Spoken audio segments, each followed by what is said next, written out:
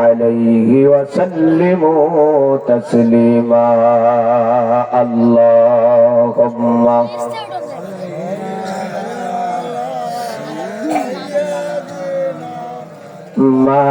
مولانا محمد وعلى آل سيدنا مولانا محمد الحمد لله সকল প্রশংসা মহান আল্লাহ রাব্বুল আলামিনের জন্য, যিনি আমাদেরকে গ্রাম থেকে, মহল্লা থেকে, পাড়া থেকে, সাইস্টল থেকে, রাস্তাঘাট থেকে আল্লাহ রাব্বুল আলামিন আমাকে আপনাকে সুস্থ শরীরে, সুস্থ মস্তিষ্কে জান্নাতের বাগানে বসার তৌফিক দান করেছেন।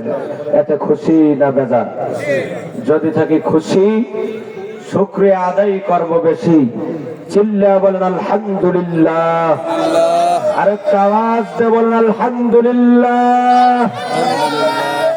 লক্ষ্য করে দরুদ ও সালাম মানবতার পরম বন্ধু আকাই নামদার তাজদারে মদিনা মামেনার নয়নের মনি মদিনার দুলাল, নিপীড়িত নির্যাতিত নিষ্পেষিত মানুষের মুক্তির সংগ্রামের মহানায়ক মুহাম্মদ সাল্লাল্লাহু আলাইহি ওয়াসাল্লামের প্রতি সকলেই পড়ে সাল্লাল্লাহু আলাইহি ওয়াসাল্লাম। সম্মানিত উপস্থিতি, ভূমিকা টানা যাচ্ছে না। যে সূরাটা আপনাদের কাছে তেলাওয়াত করেছি, একটা সূরা, সূরাতুল আলাক। আলাক শাব্দিক অর্থ হলো রক্তপিণ্ড। কি? রক্তপিণ্ড। এটা মক্কার জমিনে অবতীর্ণ হয়েছে।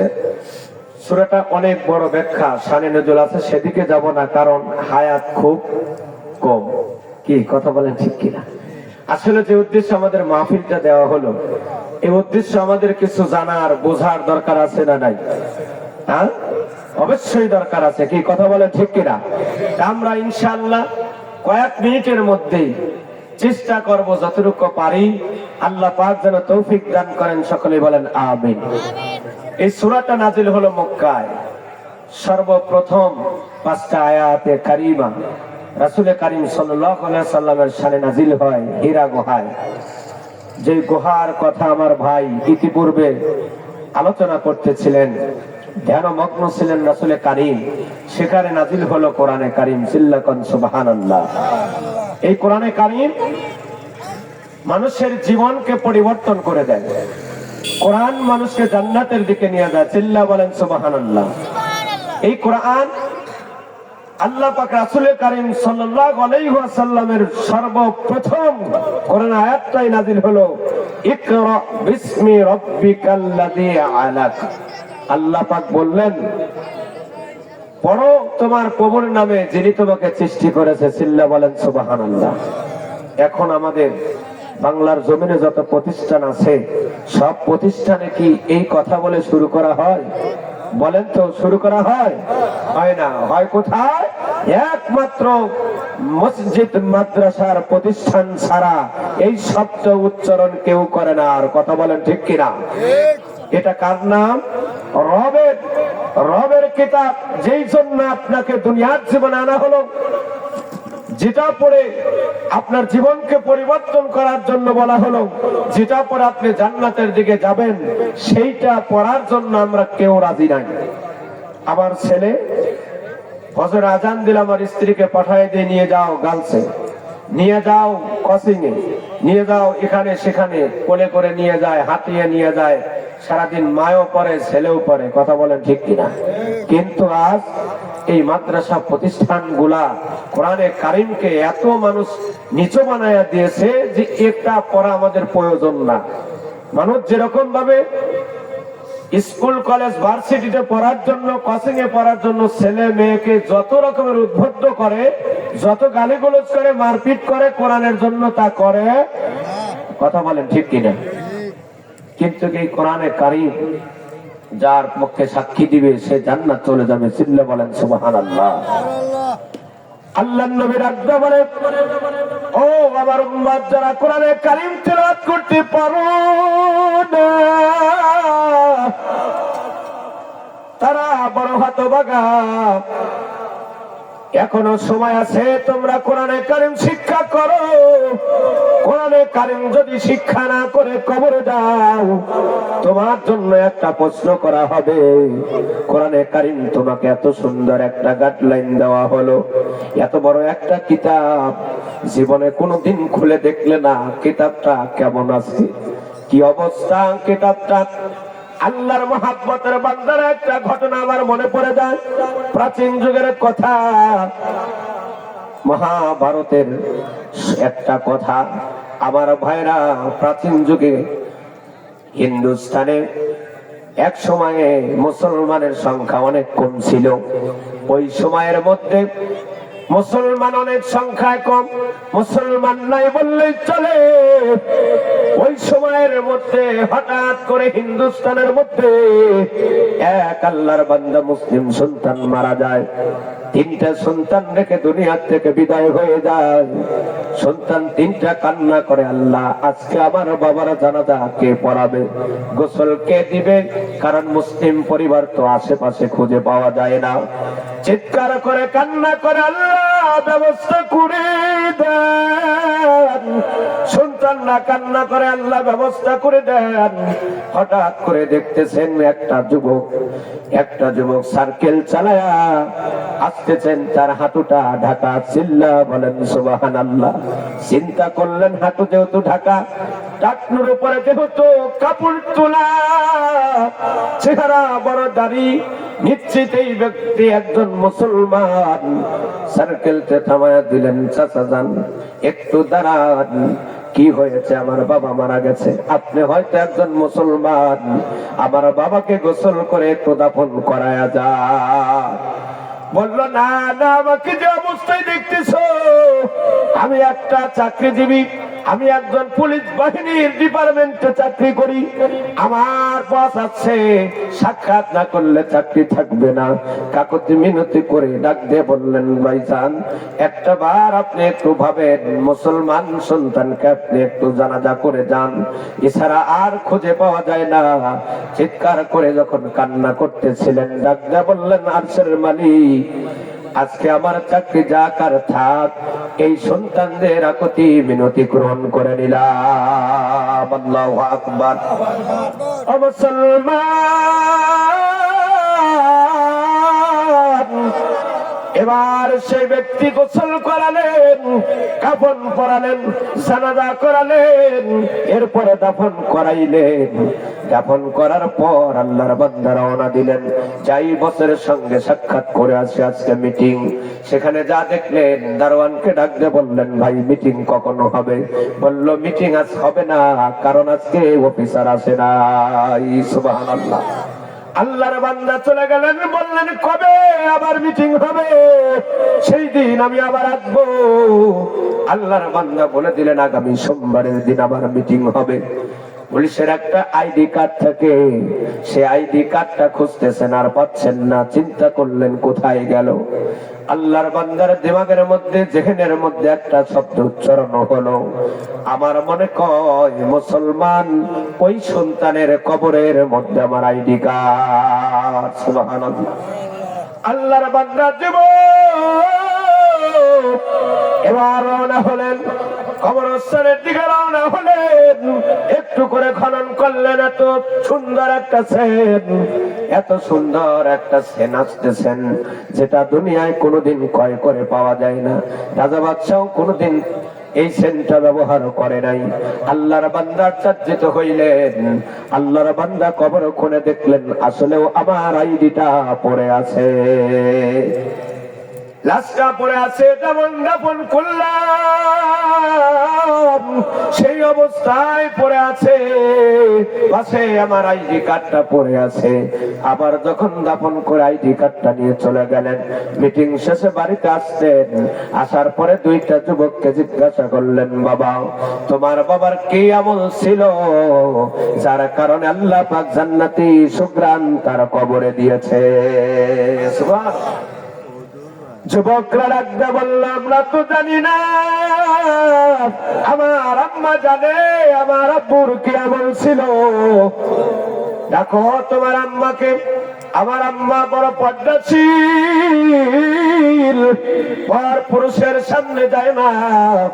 আর আজকের আমার মা বোনেরা আরো তারা পর্দা ছাড়িয়া রাস্তায় দাঁড়ায় আছে। কথা বলেন ঠিক কিনা? আমি মাকে বলবো, মা পর্দা কখনো ছাড়বে না। তোমার গর্বে একজন ঘুমায় আছে, একজন শাহজালাল। তোমার গর্বে ঘুমায় আছে একজন শাহপরান। তোমার গর্বে ঘুমায় আছে একজন হাবিবুল্লাহ। তোমার গর্বে ঘুমে আছে একজন আব্দুল কাদের জিলানী রহমাতুল্লাহ আলাইহি। সিল্লাকান সুবহানাল্লাহ। আপনার আমল যদি ভালো হয়, আপনার সন্তানটাও হবে ভালো। কথা বলেন ঠিক কিনা? আল্লাহর বান্দা ডাকতে বলো, পর্দার ব্যবস্থা করে তোমার মাকে আমার সামনে নিয়ে আসো। পর্দার ব্যবস্থা করে সামনে আনা হয়। আর ডাকতে বলেন, তোমার স্বামীর কি আমল ছিল যার কারণে আমার আল্লাহ পাক তার কবরের মধ্যে আল্লাহ পাক জান্নাতি সুঘ্রাণ চালু করে দিয়েছে। দুইটা চোখের পানি ছেড়ে দিয়ে কান্নার কণ্ঠে ডাক দেয়া বলে, আমার স্বামীর কোনো আমল ছিল না, কিন্তু আমি একটা আমল আমার স্বামীকে দেখেছি। কিন্তু এই আমলটা কি তাও আমি আজ পর্যন্ত জানি না। সে আমলটা কি একবার বলবে কিনা? বললো, একটা আমল আমার স্বামী করে, সেটা হলো আমার ঘরেতে একটা তাক আছে, ওই তাকের থেকে একটা বই পারে। ওই বইটা আমার স্বামী কোনোদিন পড়তে জানে না, শুধু একটা করে পৃষ্ঠা উল্টায় আর চোখের পানি ফেলায় কান্না করে, আল্লাহ এর মধ্যে তুমি কি দিয়েছো? আজকে আমি অন্ধ, আজ আমি পড়া জানি না। কি মোহাব্বত করতো, বুকে না গাইতো, কপালে না গাইতো, চুমা দিত, কিন্তু পড়তে পারতো না আর কান্না করতো। এই কিতাবটা কি আমিও তা জানি না। আল্লাহর বান্দা রাখতে বলল, সেই কিতাবটা কি আমাকে কি একটু দেখানো যাবে নাকি? বললো, হ্যাঁ আপনাকে দেখানো যাবে। বললো, তাহলে একটু দেখাও। আল্লাহর বান্দি যখন কিতাবটা আনলো, তাকায় দেখলো কিতাবটা আর কোনো কিতাব না, সেটা হলো আল কোরআন। সুবহানাল্লাহ। আল্লাহর বান্দা প্রশাসন চিৎকার দিয়ে কান্না করছে, আকাশের মালিক তোমার কিতাব পড়তে পারে নাই, পড়তে পারে নাই, শুধুমাত্র তাকায় দেখছে, কান্না করেছে। আজকে তাকে তুমি মাফ করে দিয়েছো। না জানি যারা কোরআনে কারিম তেলাওয়াত করবে, পাঠ করবে, তাদেরকে তুমি কি উপহার দিবা? আল্লাহর নবী ডাক দেয়া বলল, ও আমার সাহাবীরা, একজন ব্যক্তি কোরআনে কারিম পড়তে পারে না, সবে মাত্র শিখতে গেছে, ওই ব্যক্তির জবান থেকে আসে না, আসে না, বড় কষ্ট লাগে, তেলাওয়াত করতে পারে না, আলিম বলতে পারে না, সঠিকভাবে বলতে পারে না। আল্লাহর নবী ডাক দিয়ে বলে, তার জন্য ডাবল সওয়াব। চিল্লাকান সুবহানাল্লাহ। একটা সওয়াব হলো, একটা বার আলিফ উচ্চারণ করলো, 10টা সওয়াব তার আমলনামায় দেওয়া হলো। আর একটা সওয়াব হলো, সে কষ্ট করতেছে শেখার জন্য, ভাঙ্গা ভাঙ্গা করে, এই মনে একটা ব্যথা, এই ব্যথার সওয়াবটা আমি আল্লাহ তাকে দিয়ে দিলাম। আল্লাহর মহাব্বতের বান্দারা, একটা সন্তান মাদ্রাসার মধ্যে ঢিল ছুড়ে দাও। এই সন্তানকে যখন মাদ্রাসায় দিবা, আলেম হয়ে তোমার দরজায় দাঁড়ায় যাবে। চিল্লা বলেন সুবহানাল্লাহ। আল্লাহ পাক মুসার মাকে ডাক দেয়া বলো, ও মুসার মা, তোমার সন্তানকে তুমি দরিয়ায় ঢিল দাও, আমি তোমার সন্তানকে মুসা পয়গম্বর বানায় তোমার উদারে ফিরাইয়া দিব। সুবহানাল্লাহ। আর আজকে আমি এই কুঠিবাড়ির সমস্ত ভাইদেরকে বলে যাই, সমস্ত মাকে বলে যাই, মা একটা সন্তানকে মাদ্রাসার মধ্যে ঢিল ছুড়ে দাও, কালকে যা দেখবে তোমার দরজার সামনে একজন হাফেজ, একজন আলেম দাঁড়ায় গেছে। একজন আলেমের দাম কত?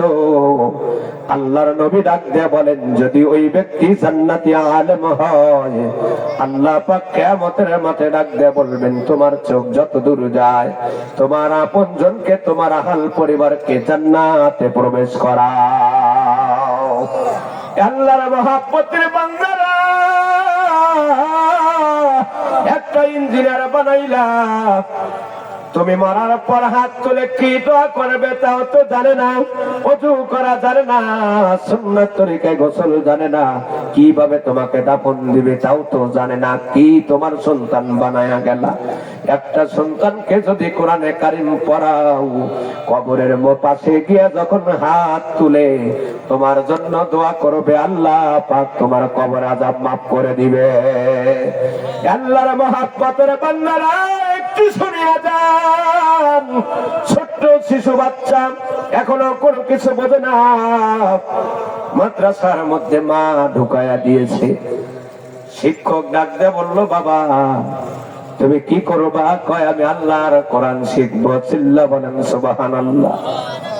কি কোরআন শিখবা? কয় হ্যাঁ আমি কোরআন শিখবো, আমল করবো, আমল করে জান্নাতে যাব, আমার বাবা কবর আমার আল্লাহ মাফ করে দিবে। শিক্ষক ডাক দিয়ে বললো, এবার পড়ো দেখে, আউযু বিল্লাহি মিনাশ শাইতানির রাজিম, বিসমিল্লাহির রহমানির রহিম। আল্লাহু আকবার। আল্লাহ পাক ডাক দিয়ে বলো, ফেরেশতারা, ফেরেশতারা, ওর বাবা কবরে ঘুমায়, কবরে ঘুমায়। এ ফেরেশতারা ওর বাবার কবর আর আযাব দিবি না।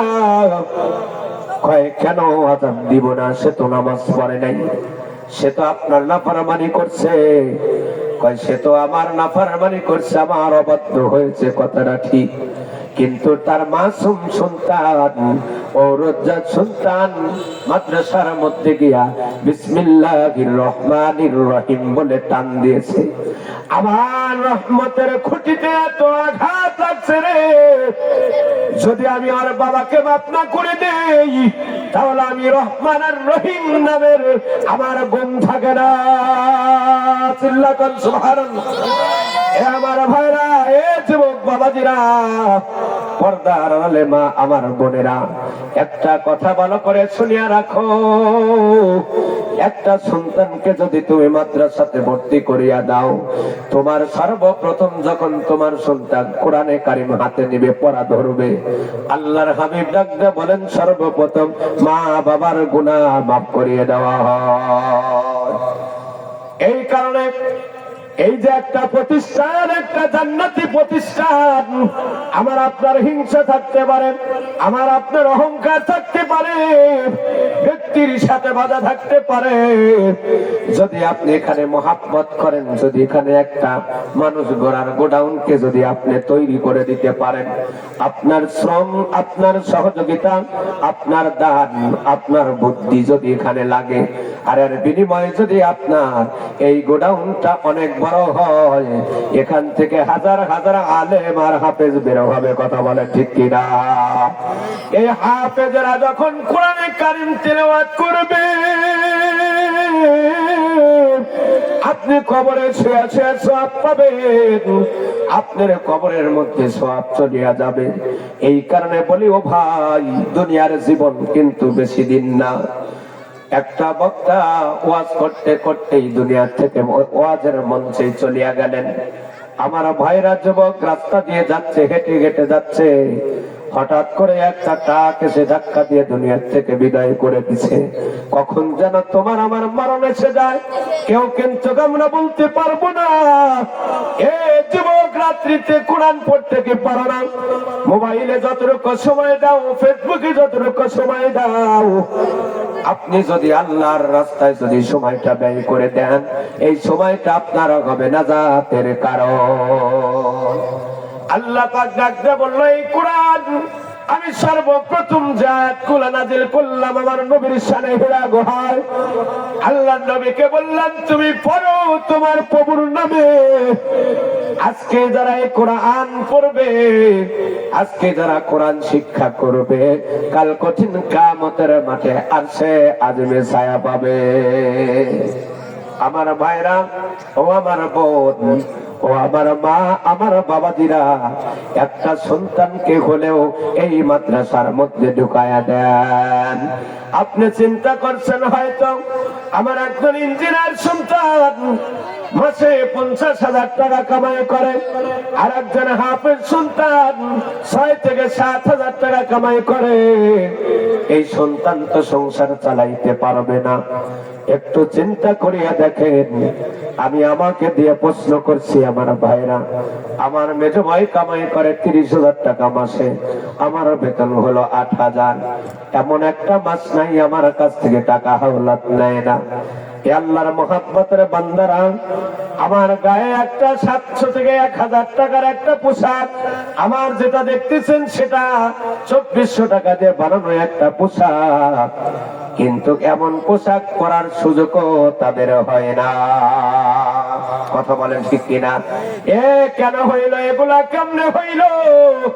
আল্লাহর নবী রাজা বলে, এটা হলো সুন্নতি লিবাসের কারণে, এটা হলো কোরআন পড়ার কারণে, কোরআনের সাথে জড়িত থাকার কারণে। সুবহানাল্লাহ।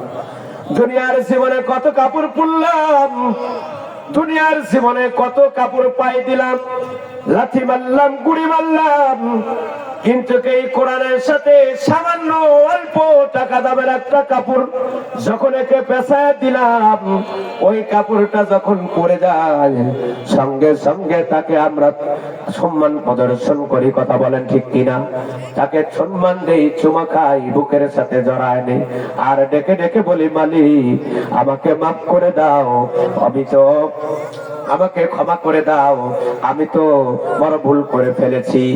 একটা কাপড় যদি কোরআনের সাথে সম্পর্ক রাখার কারণে মালিক তার মর্যাদা বৃদ্ধি করে দেয়, একটা কাজ যদি তার ভিতরে যদি সম্মান বৃদ্ধি করিয়া দেয়, আল্লাহ পাক কোন বান্দা যদি কোরআন পড়ে, আল্লাহ পাক তারও মর্যাদা বৃদ্ধি করে দেয়। চিল্লাকান সুবহানাল্লাহ, লিল্লাহি তাকবীর,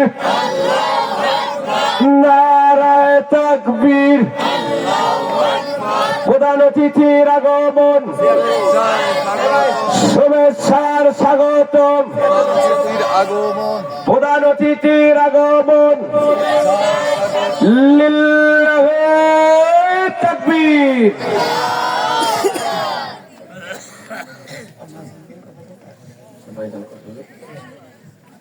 আলহামদুলিল্লাহ, সামান্য সময়ের মধ্যে যতটুকু কথা বলছি, হয়তো আপনারা রাগ করেছেন নাকি? যদি কোনো আঘাত পেয়ে থাকেন, কষ্ট দিয়ে থাকে, আল্লাহর রাস্তায় ক্ষমা করে দিবেন। আর যতটুকু বলছে যদি আমলের কিছু থাকে, বাবাজিরা আমল করার চেষ্টা করবেন। দেখেন, আসলে দুনিয়া কিছু না। একটা ছেলে এই মাদ্রাসায় দিবেন, একটা মেয়ে মাদ্রাসায় দিবেন, পর্দাশীল হবে, কোরআন তেলাওয়াত করবে, রাজি আছে তো ইনশাআল্লাহ? আল্লাহ পাক যেন তৌফিক দান করেন। আপনাদের কাছে ক্ষমা চেয়ে আমি আজ এখান থেকে বিদায় নিচ্ছি। আসসালামু আলাইকুম ওয়া রাহমাতুল্লাহ। আলহামদুলিল্লাহ।